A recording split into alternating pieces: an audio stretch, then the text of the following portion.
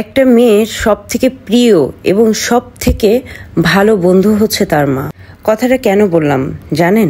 কথাটা এই কারণে বললাম কারণ আমি আজকে আপনাদেরকে যে গল্পটা শোনাবো সেই গল্পটা শুনলে আপনারা বুঝতে পারবেন যে একটা মেয়ের জীবনে তার মায়ের ভূমিকা কতটুকু। চলুন গল্পটা শুরু করা যাক। মেয়েকে বিয়ে দেওয়ার পর যখন সে আবার বাবার বাড়িতে বেড়াতে আসলো তখন তার মা খুব আগ্রহ ভরে জানতে চাইলো ওই বাড়িতে তোমার কেমন লাগছে, মানে তার শ্বশুর বাড়িতে। জবাবে মেয়ে বলল, ওখানে আমার একটুও ভালো লাগে না, মানুষগুলো কেমন যেন, পরিবেশটাও আমার ভালো লাগছে না। মেয়ের ভেতর এক ধরনের হতাশা দেখতে পায় তার মা। দেখতে দেখতে বেশ কিছুদিন কেটে যায়। মেয়ের আবার তার শ্বশুর বাড়িতে চলে যাওয়ার সময় চলে আসে। যাবার ঠিক আগের দিন মা তার মেয়েকে নিয়ে রান্নাঘরে প্রবেশ করে। মা হাঁড়িতে পানি দেন এবং তা গরম করতে থাকেন।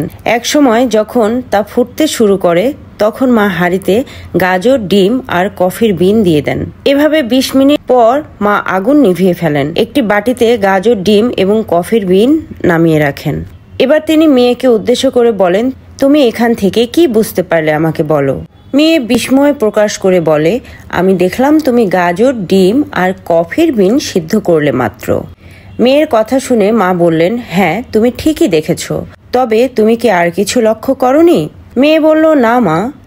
মা তখন বললেন, গাজর মোটামুটি শক্ত ধরনের, ডিম খুব হালকা আর কফির বিন খুবই শক্ত, কিন্তু যখন এগুলোকে গরম পানিতে রাখা হলো তখন তিনটি জিনিসের 3 রকম অবস্থা হলো। গাজর খুব নরম হয়ে গেল আর ডিম শক্ত হয়ে গেল আর কফির বিন সুন্দর ঘ্রাণ আর মিষ্টি স্বাদে পানিতে মিশে গেল।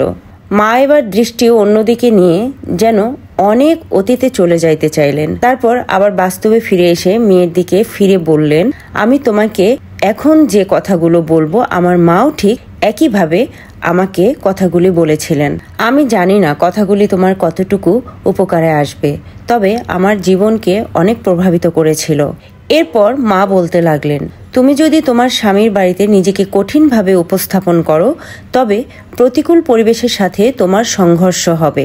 তোমাকে দুর্বল করে ঠিক গাজরের মতোই নরম করে ফেলবে, তোমার ব্যক্তিত্বকে ভেঙে ফেলবে। যদি তুমি নিজেকে নরম ভঙ্গুর করে উপস্থাপন করো তবে প্রতিকূল পরিবেশ তোমাকে কবজা করে ফেলবে।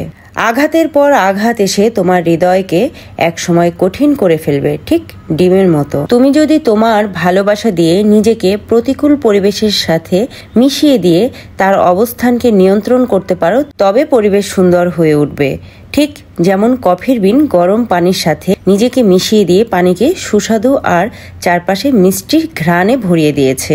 এই গল্প থেকে আমরা কি বুঝতে পারলাম? আসলে কি জানেন, আমাদের চারপাশের পরিস্থিতি সবসময় অনুকূলে থাকবে না, তাই নিজেকে পরিস্থিতির কাবু না করে বরং ধৈর্য, ভালোবাসার সহমর্মিতা নিয়ে পরিস্থিতিকে কাবু করতে হবে। পরিস্থিতি যেমনই হোক না কেন সেই পরিস্থিতিকে নিয়ন্ত্রণে নিয়ে সুখ সবসময় নিজেকেই তৈরি করে নিতে হয়। Thank you for watching.